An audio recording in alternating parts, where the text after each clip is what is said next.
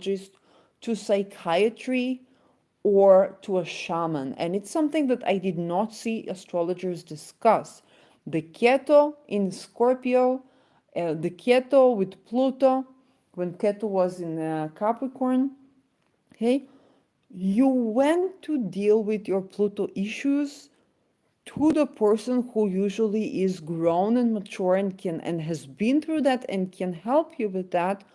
But that Saturn figure, okay, because it's a Plutonian, okay, but it's also Saturn figure, has been either incompetent or strictly abusive, and have been abusing their power towards the person that came to deal with their Pluto issues.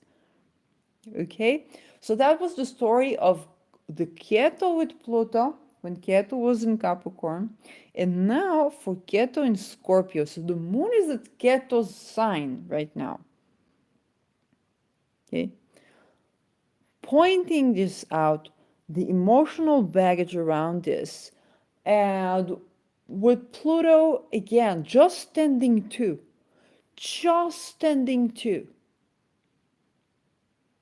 the emotional experience right now is already a relief. Just standing two.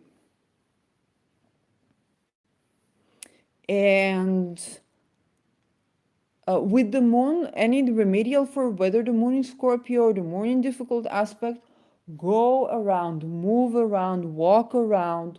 I'm not saying dance around, might be more difficult or emotionally overwhelming, but if you can get yourself to get out of bed and walk a bit or take a walk,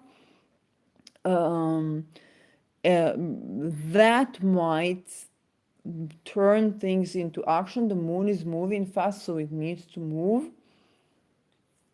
and allow your cyclic emotional nature to be activated, so you're not stagnant, you're not still waters, because Scorpio is still waters and the moon needs movement. Okay, you're not still waters that can have this decaying effect, but you're running water, you're going, you're flowing, and that can get your mind more at ease and can get your emotions more at ease during the coming hours. But outside of the context of these coming hours and of Moon square Pluto, um, we are called to pay attention. Okay, the moon is triggering that Keto in Scorpio. Okay, that Scorpio sign, that Keto in Scorpio, that Mars in Gemini. Okay, Mars was 70 days indirect, was almost nine. I think it's almost having a baby in Gemini.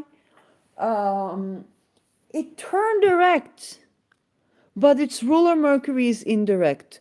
Okay, the full gas in neutral effect of Mars is gaining up momentum that you still kind of like you're already heading forward, but it either backfires or you have to redo it.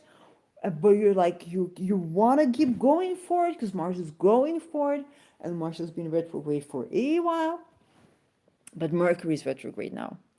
Okay, so in a couple of days Mercury turns direct, um, but that's a lot of, I wouldn't necessarily say explosive power for Mercury is in Capricorn, but definitely an overwhelming sense of release. An energy that's Martian desires for an overwhelming sense of release. After contemplating, and Mars already has a direction, and Mercury is like, no, we need to rethink, how do we communicate, how do we do this? And so Mars has a course of action that it has to rethink. Keto is in Scorpio, that is ruled by Mars and by Pluto, and Pluto's in Capricorn. At the end of Capricorn, so reflecting on whatever the Pluto has been through. And hello there. So